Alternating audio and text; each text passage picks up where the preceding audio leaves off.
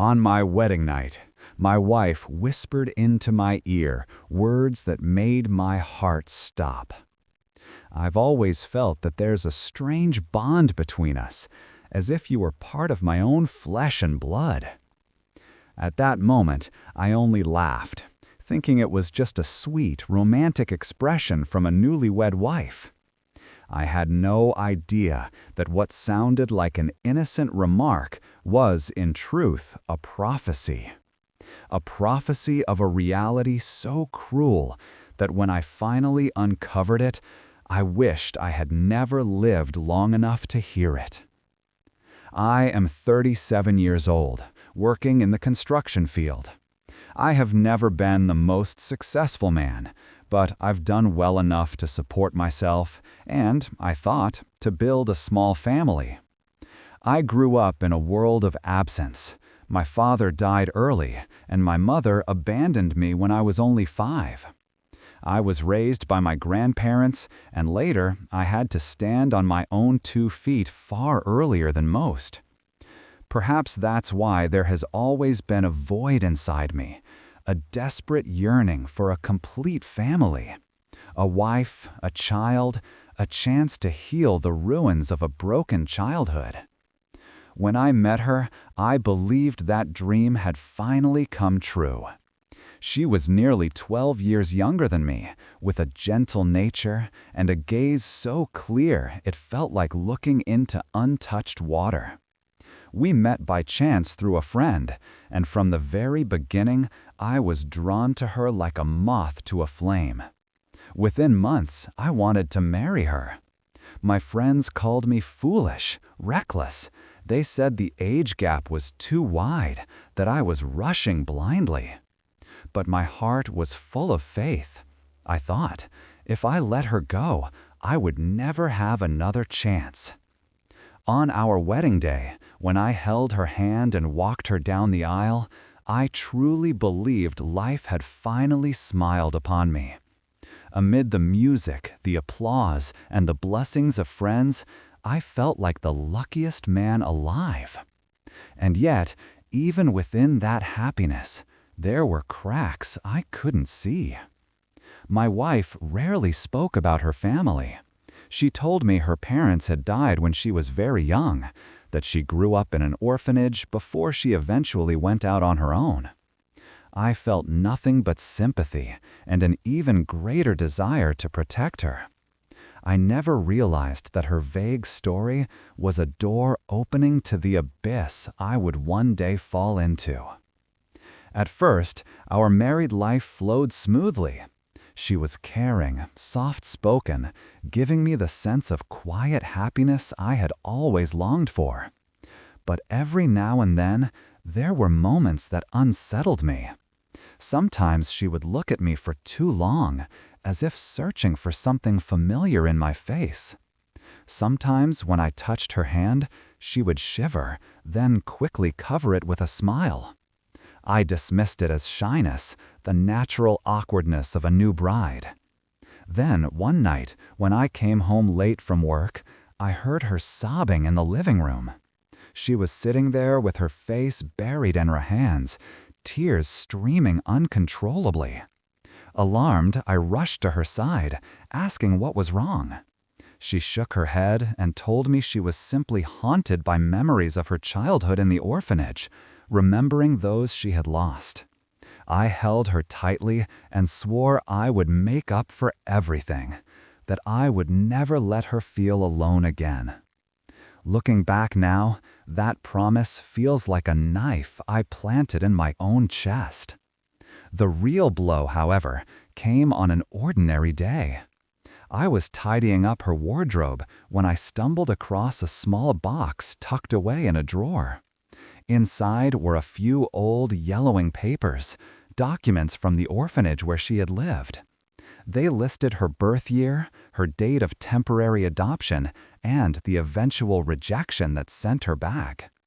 My hands trembled as I held the papers, because the year of her birth lined up disturbingly close to the time my mother disappeared, leaving me behind with my grandparents. A chill shot through my spine. I quickly folded the papers, shoved them back into the box, and hid it as if burying a curse. I couldn't ask, I couldn't believe, I couldn't even let the thought fully form. But inside my skull, a relentless pounding began, like a hammer breaking apart my sanity. I told myself it had to be coincidence, it couldn't possibly be real, and yet the fear took root, spreading like poison through my veins. That night, lying beside her, listening to her calm, steady breathing, I couldn't close my eyes. And in the suffocating dark, her words from our wedding night came back and again, whispering like a curse. I've always felt that there's a strange bond between us, as if you were part of my own flesh and blood. It was in that moment that I began to understand. There are certain truths that once awakened will never allow you to go back again. From the day I found those files, my heart was never at peace again. Outwardly, I acted the same. I still smiled at my wife, still tried to maintain the warmth of our newlywed home. But inside, every glance, every touch, every breath came with the same haunting question. Could she really be my own lost blood? That question festered like an open wound, bleeding no matter how hard I tried to cover it. I wanted to forget, to believe I was only imagining things, that it was all coincidence. But as time passed, the strange signs grew too loud to ignore, and lying to myself became impossible. My wife began to change. She held her phone more often than before, always placing it face down whenever I walked by. Sometimes, when I entered the room unexpectedly, she would shut it off too quickly, her face drained of color. When I asked, she forced a nervous smile. "Just friends bothering me. I didn't want to bother you with it." I nodded, but inside I trembled. How could a newly married woman already have so much to hide? She also started coming home late. At first, it was urgent work at the company. Then it became meeting old friends. Sometimes she claimed she was shopping, but returned with nothing but an empty bag. I didn't want to suspect her, but the distance between us grew sharper each day. Conversations became shorter, hugs felt looser, and her eyes, whenever they met mine, seemed to carry a fear and turmoil she couldn't name. One night, half asleep, I heard her whisper, "If the truth comes out, what will I do?" I shot upright, heart pounding, but she had already turned her back, her breathing steady like deep sleep. I lay awake for hours, not sure if I had imagined it. Inside me, a brutal war raged. One side screamed that I had to trust her, that I must give her the benefit of the doubt, because my love for her was real. But the other side whispered, poisonous and relentless, "She's hiding something. She knows a terrible truth you don't." And day by day, that whisper grew louder, drowning out reason. One afternoon, she forgot her phone on the table. The screen lit up. "Remember to keep this secret. Don't let him suspect." My chest tightened as if squeezed in a vice. My hand shook as I picked it up, but I couldn't. My courage failed. I set it back down, trembling, as if I had just touched a ticking bomb. After that, I watched her more closely. Once, when I called her name, she instinctively responded with a completely different name, a stranger's name. She quickly corrected herself, laughed it off as a slip of the tongue, but the fear in her eyes was undeniable. Another time, I found her sitting alone in the living room, staring at our wedding photo, with tears streaming down her cheeks. When I entered, she hastily wiped them away and pretended to be busy. Day by day, I felt trapped in a dark room, the ticking of the clock hammering against my sanity. I could no longer focus at work. I couldn't sleep at night. And every time I looked at the woman lying next to me, I felt torn apart, wanting desperately to hold her close, but terrified of the monstrous truth she might represent. I loved her, yet I feared her more than anyone else in this world. And then came the day that sealed it. She had gone out, and I was tidying her desk when I stumbled upon a folded slip of paper in the drawer. It was a receipt from a private clinic. The service listed, DNA paternity test. The date was less than a month ago. The note stated, "Client requests confidentiality." I froze in my chair, the paper shaking violently in my hands. My mind went blank, except for one piercing thought. She suspected it too. She had it tested, and maybe she already knows. That night, when she returned home, she smiled at me as if nothing had happened. I nearly broke down. In that smile, I saw something fragile, like thin paint covering a wall full of cracks. I wanted to ask. I wanted to scream. I wanted to rip away every secret. But my throat locked tight, and only meaningless sounds escaped.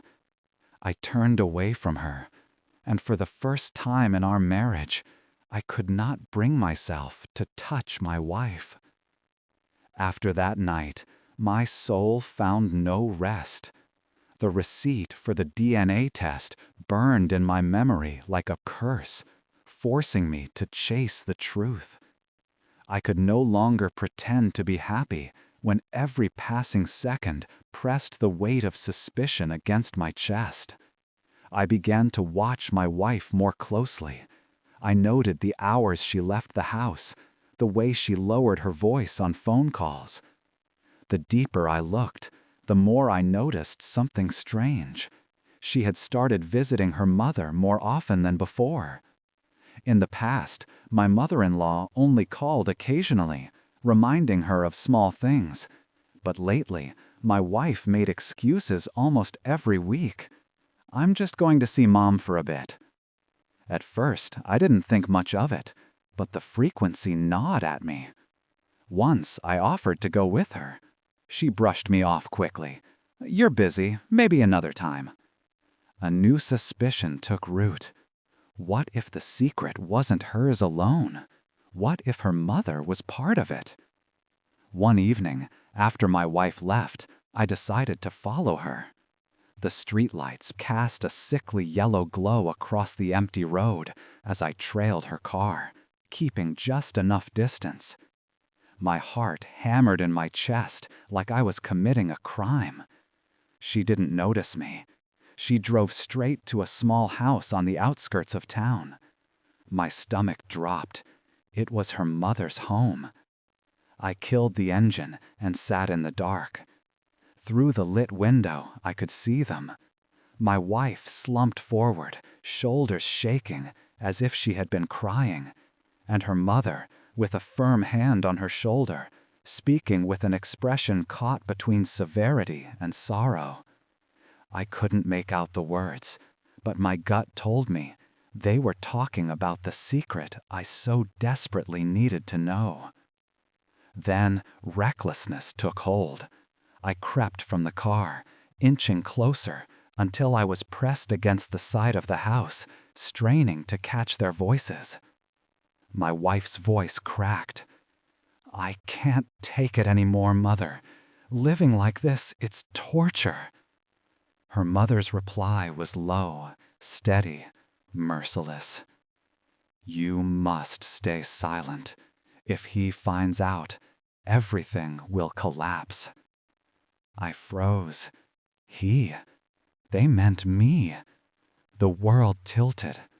I wanted to storm inside, demand answers, but my legs were paralyzed, rooted to the ground. Finally, trembling, I stumbled back to the car and drove off blindly, thoughts snarled into knots I couldn't untangle. All night I lay awake, haunted by her mother's face. She had always been kind, gentle even, but sometimes I'd catch in her eyes something harder to read. Pity, avoidance, maybe even guilt. Could she, too, be holding the missing piece of the truth? The next day, I made an excuse to visit her. My wife didn't come along. In her modest kitchen, the air filled with the scent of hot tea, she greeted me with her usual smile, as if nothing had ever happened. I sat across from her, twisting my cup in my hands, and before I could stop myself, blurted out, "Is there something I don't know?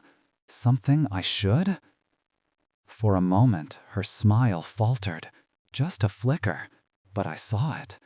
Then, almost too quickly, she veered the conversation away, asking about my work, reminding me to take care of her daughter. Yet every blink, every pause, carried the weight of evasion. I left her house with dread lodged in my chest. She knew. Not only did she know, but she was protecting something enormous. From then on, our relationship grew twisted. She treated me with unusual warmth, almost maternal tenderness, sometimes even calling me son. At first, I thought it was merely affectionate, but after overhearing that conversation, the word became a knife turning in my gut.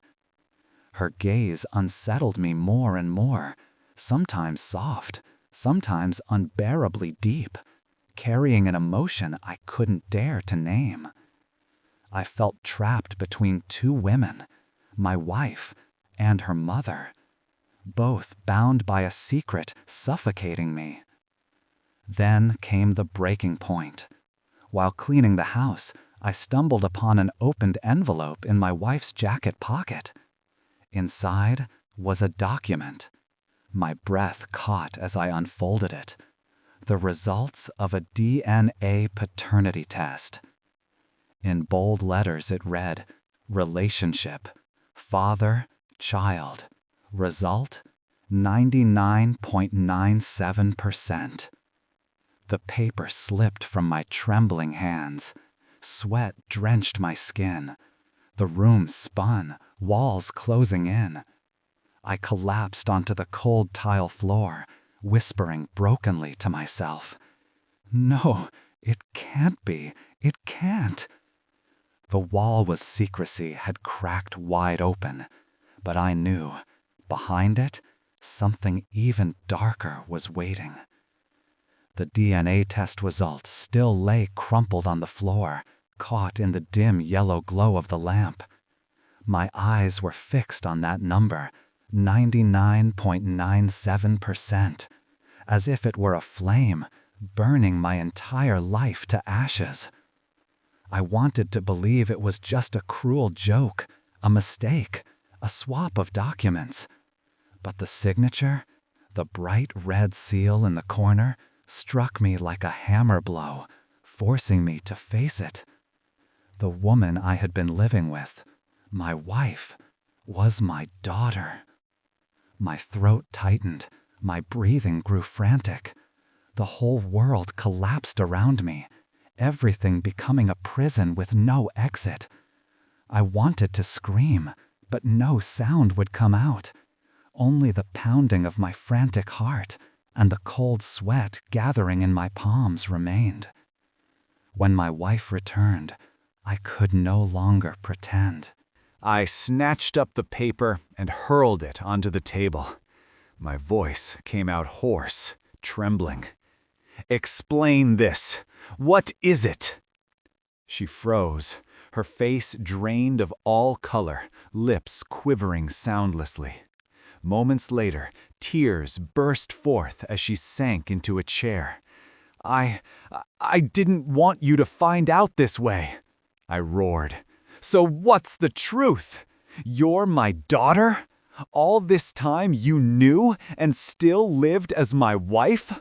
Sobbing, she covered her face. I, I only found out recently.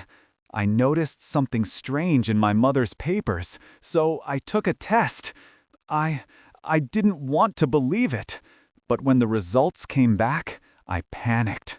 I was terrified of losing you, of losing everything. I collapsed into a chair, my head spinning. Every word she uttered was another knife twisting deeper. I wanted to hold her and comfort her, yet at the same time push her far away from my life. That night, I fled the house, driving aimlessly through the city. Streetlights blurred past, drowned in my tear-filled eyes. I pulled over by a deserted riverside, staring at the black currents rushing by, wishing I could leap in and end it all. But my trembling hands held me back. I couldn't. The next day, I went to see my mother-in-law. I needed answers, the whole truth. When I entered, she was already there, sitting as though she had been waiting for me. Her calm gaze was terrifying, not in the least surprised when I placed the DNA report on the table. "So, you've found out," she whispered. I clenched my fists, my voice breaking. "Why? Why did you let it come to this?" She fell silent for a long time before speaking slowly. "Years ago, when I was young, I made a mistake. I fell in love with a man, your father, but he left me, and all he left behind was a child. I decided to raise her alone, burying the truth. I never imagined that fate would bring you and her together. I was stunned. So it all began with a forbidden love and decades of silence." I looked at her, torn between rage and pity. "You could have stopped this. You could have told me from the start." Tears rolled down her aged face. "I wanted to, but when I saw you both happy, I couldn't destroy it. I thought maybe if the truth stayed buried forever, it would be better." I laughed bitterly, the sound hollow and broken. "And now our lives are tainted forever with sin." In that dim room sat 3 broken figures. Me, the husband, who was also the father. My wife, the wife who was also the daughter.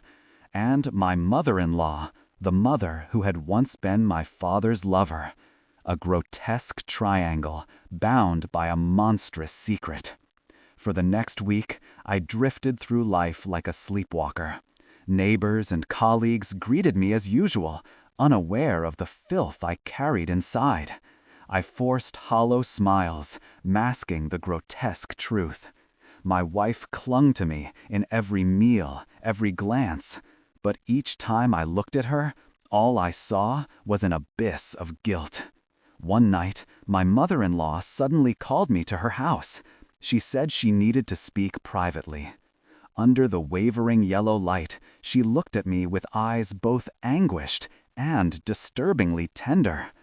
"My son," she whispered, voice trembling, "it's all my fault. But from now on, I'll be by your side." I stiffened. In that instant, I realized it wasn't just the raw truth that had surfaced, but a new nightmare waiting to devour me. A twisted bond beyond every boundary of morality was about to consume us all. From the moment my mother-in-law called me my son with that strange look in her eyes, I knew I had stepped deeper into a maze with no way out. The dark room seemed to shrink around us, her breath quickening, her voice choked yet haunting. I staggered back, heart pounding wildly. What are you saying?" I growled, trying to hold on to my composure. She moved closer, her trembling hand brushing against my shoulder. "You don't understand. Ever since your father abandoned me, I have lived in bitterness, in loneliness. And when you appeared, it felt as if he had returned. I saw my youth again, the desires I had buried." I shoved her hand away, my whole body shuddering. Her words were like a blade slashing through my mind, turning everything into a living nightmare. I bolted out of the house, leaving her cries behind. That night, I didn't go home. I wandered the streets, ending up in a bar, drinking myself into oblivion. Drowned in alcohol, I asked myself, who am I? A husband? A father? Or just a puppet in this grotesque tragedy of blood and sin? The next morning, my wife found me in a wreck. She knelt beside the bed, clinging to me, sobbing, "I'm sorry. I never wanted it to come to this. We can leave this place, go somewhere far away, start over." I pushed her aside, my eyes hollow. Start over? With this bloodline, this truth between us? What do you think we can be? You are my daughter. My words made her collapse, weeping uncontrollably on the floor. I thought we had already reached the end, but fate wasn't done with me yet. One afternoon, when I returned home, the door was ajar. Inside, my wife sat across from her mother, tension thick in the air. When I entered, silence fell. My mother-in-law spoke first, her voice cold and sharp. "She can no longer be your wife. The truth is clear. You must leave her." My wife screamed back, "Shut up, Mother! You're the one who pushed us into this tragedy. I love him, and I won't let go." I stood frozen. The scene before me was like a sick play. On one side, my wife, also my daughter. On the other, my mother-in-law, once my father's lover. Both pulling at me in twisted devotion. I shouted, "Enough! Do either of you even hear yourselves?" My roar carried into the neighborhood. Curious faces peeked from windows, whispers spreading like fire. I knew the secret wouldn't stay hiding much longer, and I was right. Within days, rumors spread across the block. People whispered, "He married his own daughter?" And that woman, still entangled, even now. Everywhere I went, I felt their prying, contemptuous eyes. Work was no refuge. My colleagues muttered behind my back. My boss looked at me with veiled disgust. I had become a spectacle, a disgrace. Meanwhile, my mother-in-law started appearing openly at my workplace, bringing me meals as though she were the rightful woman by my side. My wife clung to me desperately, breaking down each time I tried to walk away. Two women, one older, one younger, tightening their grip around me, suffocating my life. The true explosion came on a stormy night. I returned home to find my wife and mother-in-law in a vicious argument. Shouts and sobs echoed through the house. The moment they saw me, they lunged, each grabbing one of my arms, pulling, screaming, "He's mine! No, he's my son!" Their screams cracked like lightning, splitting the air. And just then, the door burst open. Neighbors and even some of my relatives stormed in. They had heard everything, seen everything. The secret was no longer a secret. Eyes of disgust, whispers like knives, curses rained down on me. I stood motionless, letting the world strip me bare, while outside the storm hammered the roof. I tilted my head back, a hollow laugh spilling from my throat, voice hoarse as it cut through the chaos. So this is it. My life, my family, buried forever. The room fell into a deadly silence. Only the rain kept beating against the tiles, mingling with the weary thump of my dying heart. From that stormy night onward, nothing was ever the same. The house that was once a home became a prison, filled with whispers and contemptuous stares from outside. People called me filthy names. Children in the neighborhood pointed and laughed whenever I passed. At work, my boss stopped giving me important tasks, and my colleagues avoided me as though I carried a disease. I had become defiled, branded with a sin that could never be washed away. My wife nearly lost her mind. She screamed, begged me not to leave, swearing that our love was not a crime. But every time she touched me, it felt like 1,000 needles piercing my skin. I could no longer see her as a wife. In my eyes, she was the lost daughter I never knew, a living proof of an unspeakable mistake. My mother-in-law was different. She didn't cry, didn't beg. She grew calmer, as if everything had unfolded just as she had foreseen. She told me, "My son, don't mind what others say. We are bound by blood, tied for life. Outsiders don't matter." I slammed the table, my voice shaking with fury. "You destroyed my life. You hid the truth and dragged me into this filth." But she only looked at me, her eyes of pain and madness. Her voice was low, heavy. "I have lost everything. You're all I have left. If you abandon me, I'll have no reason to live." Her words suffocated me. I was trapped between two women, a wife who was also my daughter and a mother-in-law who was once my father's lover.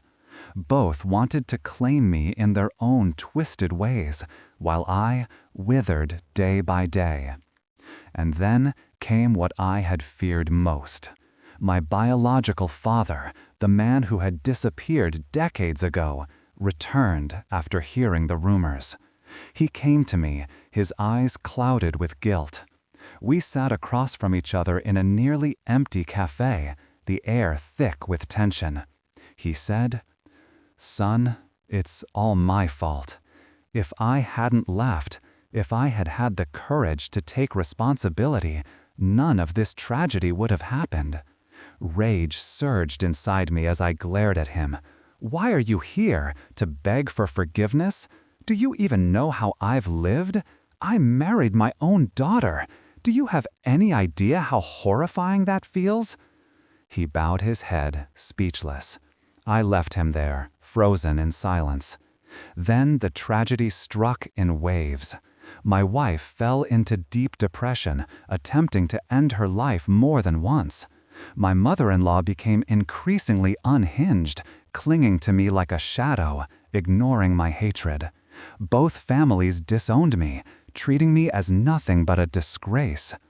And then karma struck.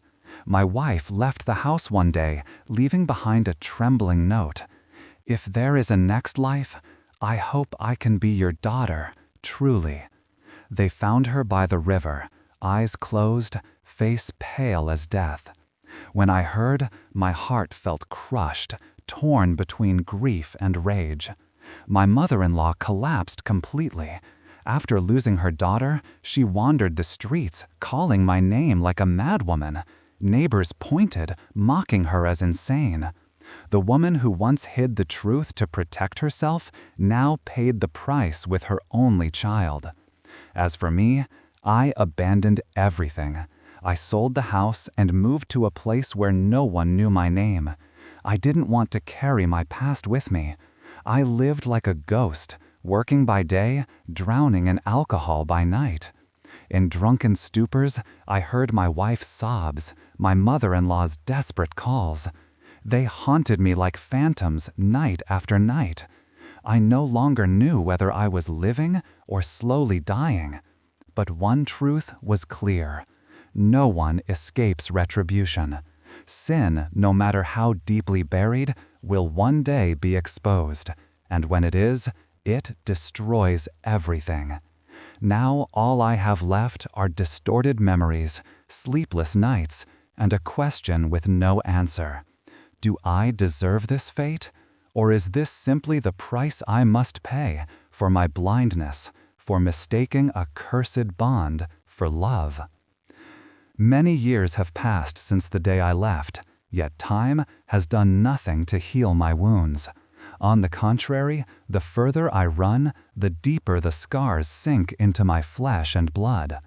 I now live in a small rented room in a distant city where no one knows who I am, and no one ever asks about my past. To others, I am nothing more than a weary middle-aged man who trudges to work and returns at dusk, his eyes bloodshot from drink. When night falls and the city grows quiet, I sit alone at an old wooden table, facing nothing but a bottle of liquor and a notebook. I write these words not to justify myself, nor to beg for pity. I write them as a final confession for whoever happens to read them. On certain nights, I dream of my wife. In those dreams, she still wears her white wedding dress, her innocent smile glowing with joy. She reaches out her hand to me, her eyes brimming with love.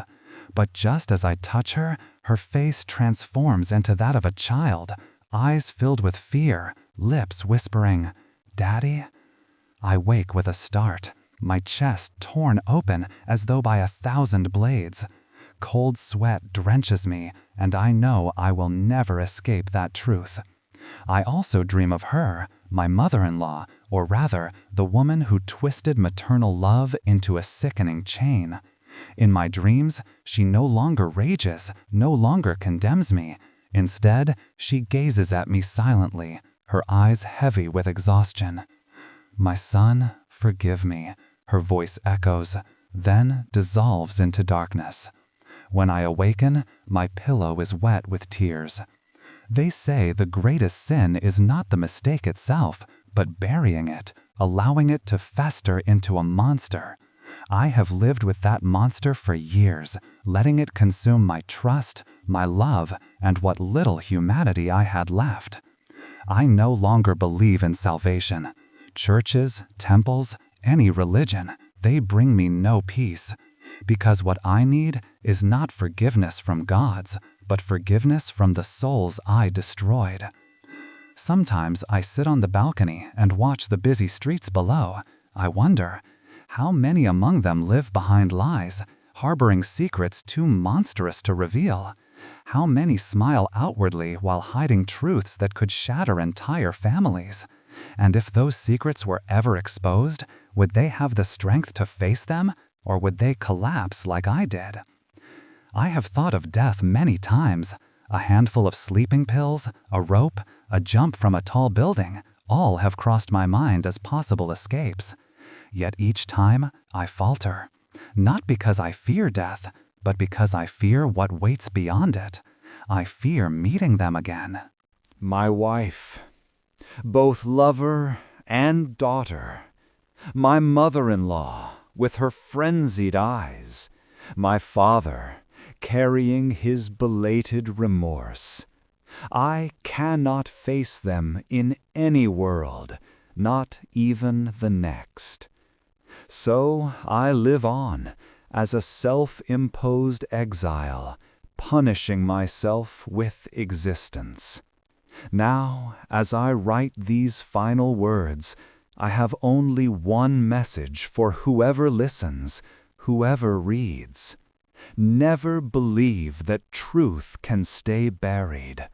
It will surface like a rotting corpse beneath the mud, and when it does, its stench will poison everything.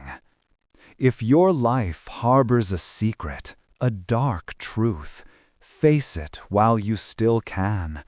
The more you conceal it, the greater the tragedy it breeds. And when the day comes, it will devour not only you, but everyone you love. I do not know if I will wake tomorrow, but if I do, I will continue living like this, quietly, invisibly, with a heart long since dead.